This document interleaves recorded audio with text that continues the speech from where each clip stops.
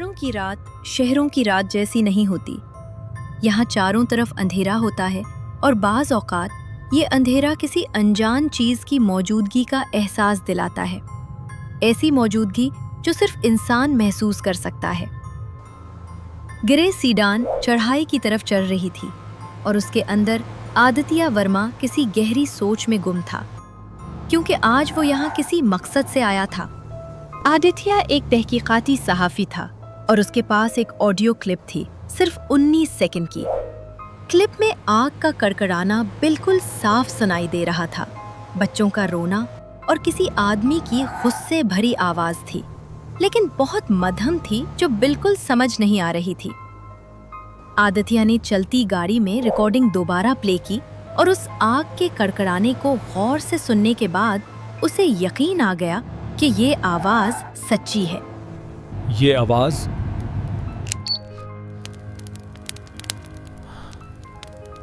सच है। आदित्य जहां आज जा रहा था उसके बारे में लोकल्स उस जगह का नाम जुबान पर लाते ही चुप हो जाते। एक चाय वाले से जो उसी रास्ते में पड़ता है, कुछ लोग उस जगह के बारे में पूछ रहे थे और चाय वाला बस इतना बोला था, जिस गेस्ट हाउस का तुम पूछ रहे हो उधर अब कोई नहीं जाता बेटा। गाड़ी गेट के पास पहुंची तो गेट खुद ब खुद खुल गया, जैसे कोई उन देखी चीज उसी के आने का इंतजार कर रही थी। ये चीज उसे अंदर आते ही अजीब लगी, क्योंकि लोग कहते थे गेट जाम है, मगर ये तो खुद ब खुद खुल गया था।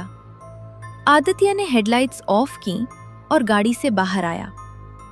लोहे के गेट को जंग लगा हुआ था और प्लेट पर रेस्ट हाउस नंबर 17 लिखा था। रेस्ट हाउस के अंदर राख की महक थी। फर्नीचर पर सफेद गौर, दीवारों पर पुरानी पेंटिंग्स और रिसेप्शन डेस्क पर रजिस्टर बुक। अत्या ने बेल दबाई, कोई नहीं आया।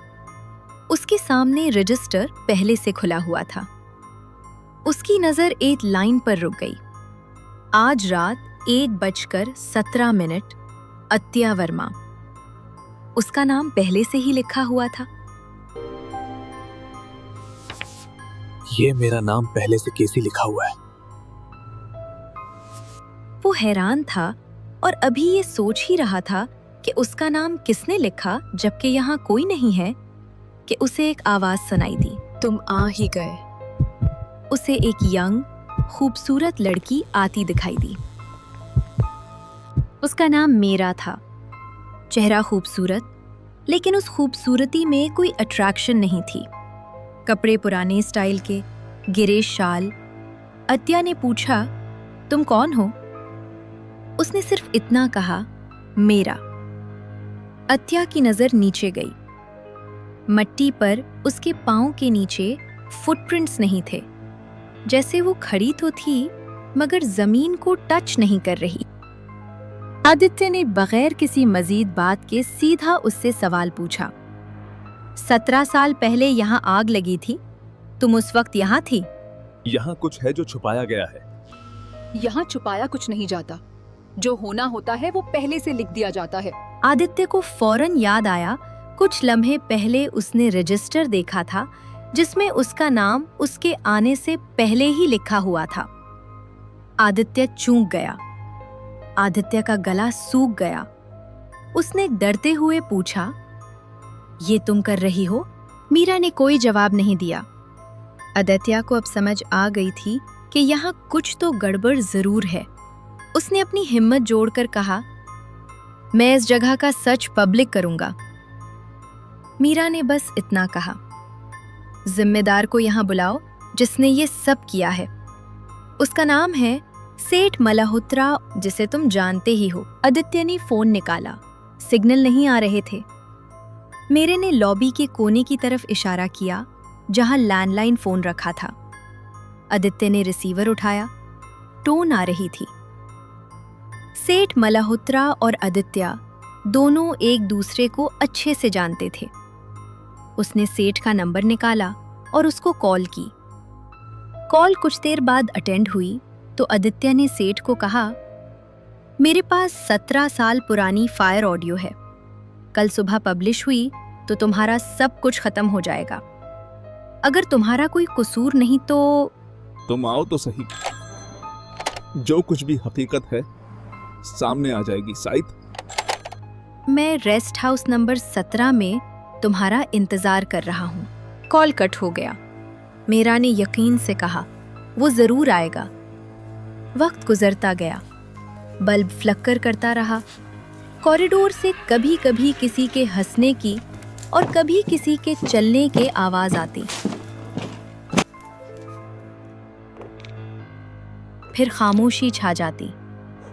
आदित्य हर चीज को बड़े गौर से देख रहा था और फिर बाहर एसयूवी गाड़ी के रुकने की आवाज सुनाई दी। दरवाजा जोर से बंद हुआ। कदमों की आवाज। सेठ मल्होत्रा अंदर आया। महंगा कोट, चेहरे पर गुस्सा और घबराहट। आते ही वो आदित्य पर चीखा, तुम मुझे धमका रहे हो?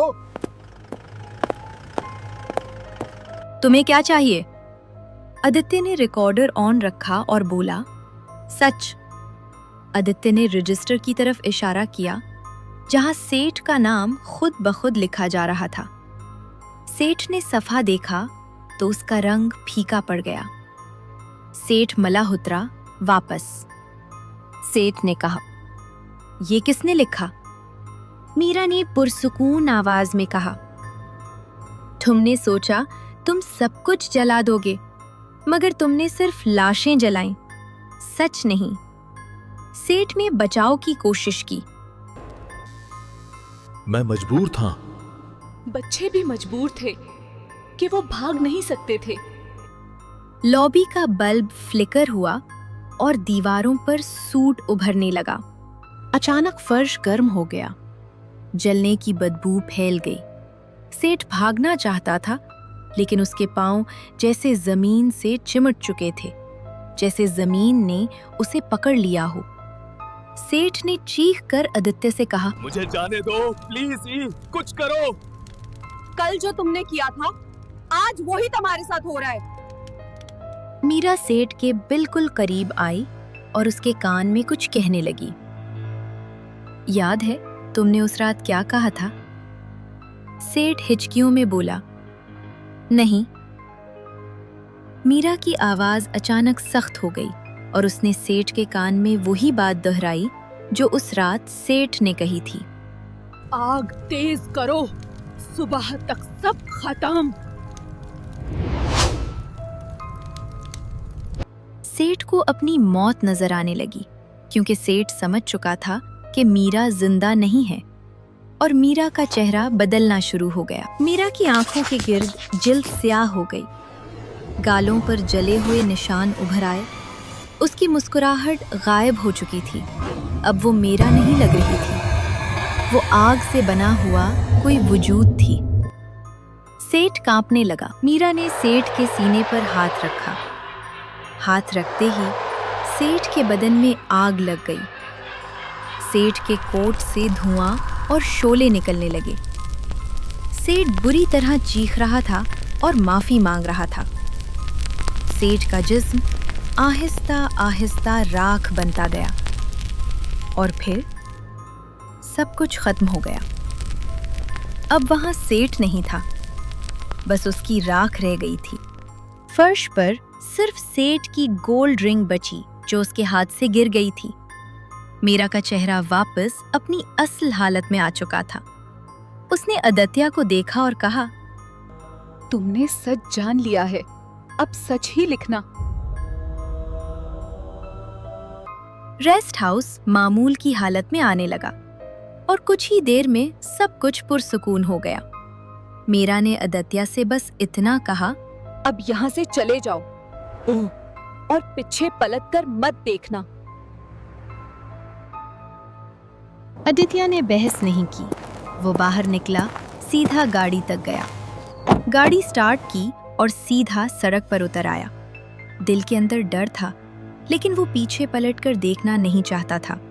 लेकिन वो इस बात पर खुश था कि उसे सच मालूम हो गया। सच सामने आ गया और उसका कन्फेशन भी उसकी मौत से पहले रिकॉर्ड हो गया। सारी रात ड्राइव करने के बाद सुबह के करीब वो एक चाय वाले ढाबे पर रुका। आदित्य ढाबे के बाहर पहुंचा और उसने मिट्टी पर कुछ लिखा हुआ देखा। किसी ने उंगली से लिखा था, नेक्स्ट विटनेस।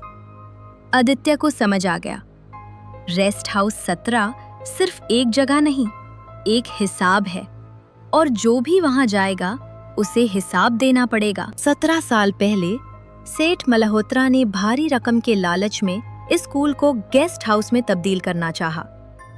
जब स्कूल वालों ने स्कूल खाली करने से इनकार कर दिया तो सेठ ने जबरदस्ती स्कूल को आग लगा दी।